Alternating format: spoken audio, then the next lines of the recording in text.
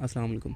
तो गाइज़ ये मेरी पहली यूट्यूब वीडियो है जिसमें मैं एक्सप्लेन करने वाला हूँ एक साइंटिफिक हॉरर मूवी जिसका नाम है डिमोनिक। इस मूवी को डायरेक्ट किया है नील ब्लॉमकैम्प ने और IMDb पे इसकी रेटिंग है 4.2 आउट ऑफ 10। रेटिंग काफ़ी कम है लेकिन मूवी इतनी भी बुरी नहीं थी। तो मूवी के स्टार्ट में हम कार्ली से मिलते हैं जो कि इस मूवी का मेन कैरेक्टर है। यहाँ हम देखते हैं कि कार्ली अपनी माँ को ढूंढते ढूंढते एक वीरान सी बिल्डिंग के पास पहुँच जाती है। बिल्डिंग में एंटर करते ही कार्ली को अपनी माँ की आवाज़ सुनाई देती है जो कि उसे हेल्प के लिए अपने पास बुला रही थी। कार्ली उस आवाज़ को फॉलो करते करते एक रूम तक पहुँच जाती है जहाँ उसको उसकी माँ एंजेला बैठी नज़र आती है। एंजेला कार्ली को देखकर एक अजीब सी स्माइल करती है और अचानक ही कमरे में आग लगा देती है। यहाँ कार्ली नींद से उठ जाती है जहाँ हमें पता चलता है कि कार्ली बस एक ख्वाब देख रही थी और कार्ली को देख के लग रहा था कि ऐसे ख्वाब उसको अक्सर आते रहते हैं। अगले सीन में हम देखते हैं कि कार्ली तैयार होकर काम के लिए निकलती है और रास्ते में उसे अपने एक बहुत पुराने दोस्त मार्टिन का मैसेज आता है कि मार्टिन कार्ली से मिलना चाहता है। कार्ली मार्टिन का ये मैसेज देखकर काफ़ी परेशान हो जाती है क्योंकि मार्टिन से वो काफ़ी सालों से राब्ते में नहीं थी। कार्ली अपनी बेस्ट फ्रेंड सैम से मिलने जाती है जिसने कार्ली को पिछले कुछ सालों में काफ़ी सहारा दिया था। कार्ली सैम से मार्टिन के मैसेज के बारे में बात करती है जिस पर सैम भी काफ़ी परेशान हो जाती है कि इतने सालों बाद उसे क्या बात करनी है। अगले दिन कार्ली मार्टिन से मिलने जाती है जहां मार्टिन कार्ली को बताता है कि उसे कुछ टाइम पहले एक मेडिकल टेक कंपनी ने कांटेक्ट किया था किसी मेडिकल रिसर्च में हिस्सा लेने के लिए। यहां पर रियल पेशेंट्स पे रिसर्च की जाती थी। मार्टिन कार्ली को बताता है कि उसे उन पेशेंट्स में कार्ली की मां एंजेला भी नज़र आई जो कि अब कोमा में है। इस कंपनी के लोगों को कार्ली का नंबर चाहिए था जो कि मार्टिन ने नहीं दिया क्योंकि कार्ली अपनी माँ को बिल्कुल पसंद नहीं करती थी। कार्ली ये सब सुनकर काफ़ी परेशान हो जाती है क्योंकि उसे इतने सालों बाद अपनी माँ की खबर मिली थी, वो भी ये कि वो कोमा में है। उस रात कार्ली को उसी मेडिकल टेक कंपनी से किसी माइकल की कॉल आती है। माइकल कार्ली को बताता है कि उसकी माँ की हालत काफ़ी ख़राब है, तो अगर कार्ली उनसे आकर मिल ले तो अच्छा होगा। अगले दिन कार्ली उसी मेडिकल टेक कंपनी में चली जाती है जिसका नाम थेरापोल था। यहाँ कार्ली माइकल और उसके कोलीग डैनियल से मिलती है जो कि उसकी माँ पर रिसर्च कर रहे थे।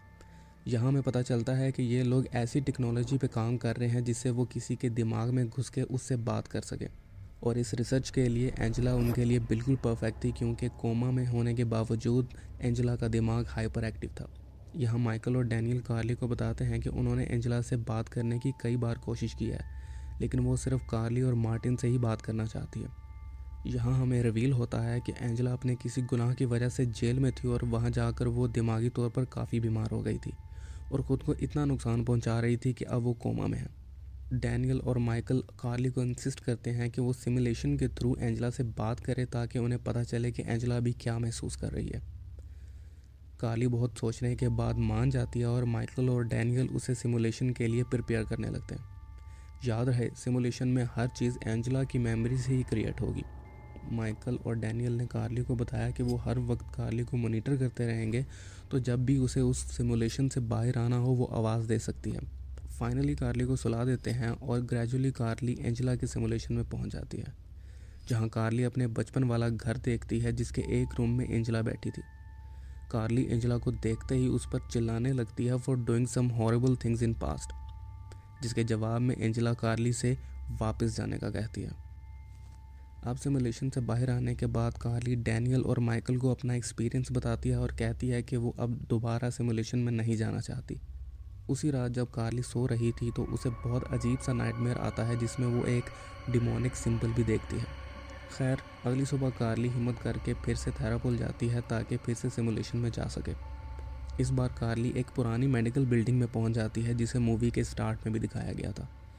इस मेडिकल बिल्डिंग के अंदर एंजेला कार्ली से मिलती है और उसे बताती है कि उसने कार्ली या मार्टिन को नहीं बुलाया बल्कि उसके अंदर का डीमन उन्हें बुला रहा है। ये कहते ही एंजेला ग्लिच करने लगती है और हवा में गायब हो जाती है।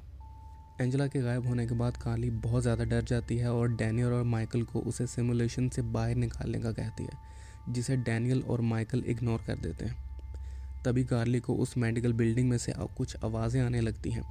पीछा करते करते कार्ली उस बिल्डिंग के अंदर चली जाती है। यहाँ कार्ली को उसकी बेस्ट फ्रेंड सैम नज़र आती है जिस पे एक डीमन अटैक कर रहा था। देखते ही देखते वो डीमन कार्ली की तरफ भी बढ़ने लगता है और अपने हाथों पे एक कट लगाता है और बिल्कुल वैसा ही कट रियल लाइफ में कार्ली के हाथ पे भी लग जाता है और इस दर्द की वजह से कार्ली उस सिमुलेशन से बाहर आ जाती है। हाथ पर एक लंबा सा कट देखकर कार्ली काफ़ी डर जाती है। सिमुलेशन इंटरव्यू में कार्ली डैनियल और माइकल को बताती है कि 1998 में ऐसा ही कट उसने एंजेला के हाथ पर देखा था in the same medical building. यहाँ कार्ली बताती है कि उसकी माँ एंजेला एक नर्स हुआ करती थी और 1998 में एंजेला इस मेडिकल बिल्डिंग में पेशेंट्स को विज़िट करने गई थी। काफ़ी देर वापस ना आने पर कार्ली और मार्टिन एंजेला को ढूंढने वहाँ जाते हैं और एंजेला को ज़मीन पर गिरा देखते हैं और उसके हाथ पर सेम ऐसा ही कट था।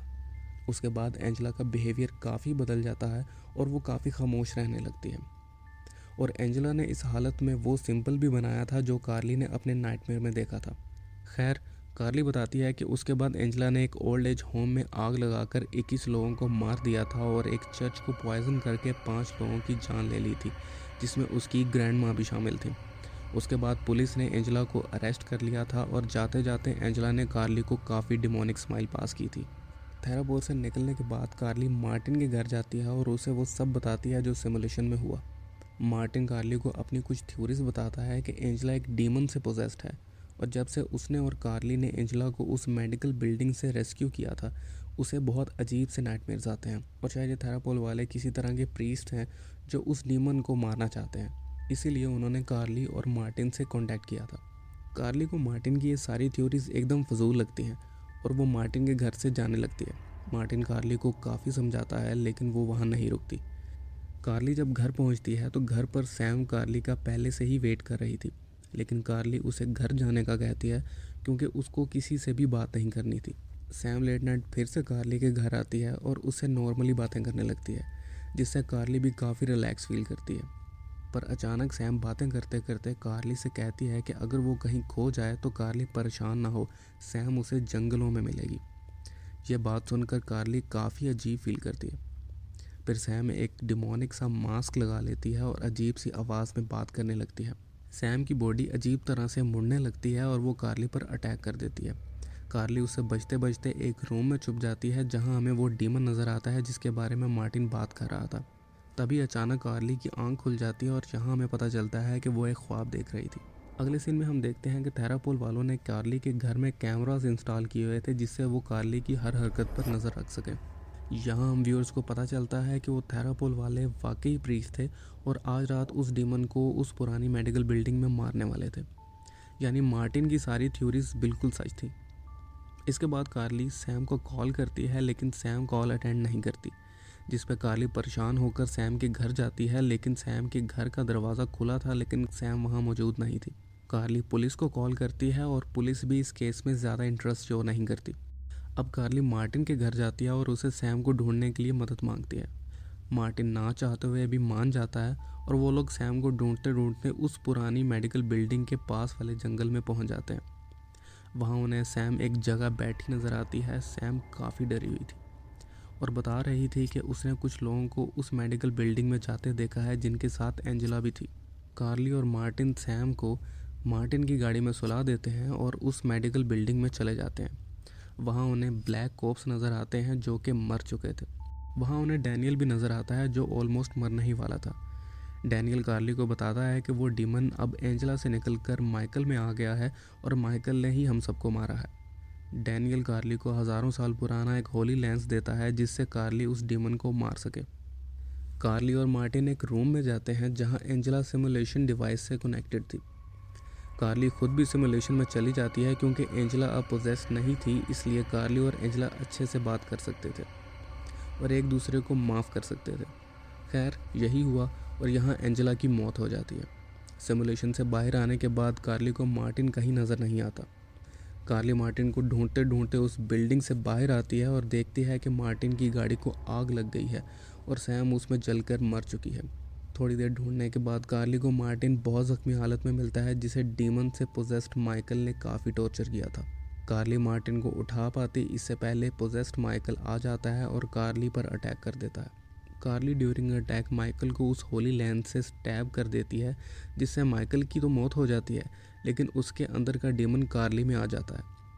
कार्ली अपने अंदर ही अंदर उस डीमन से लड़ने लगती है, लेकिन वो डीमन कार्ली पर काफ़ी हावी हो जाता है।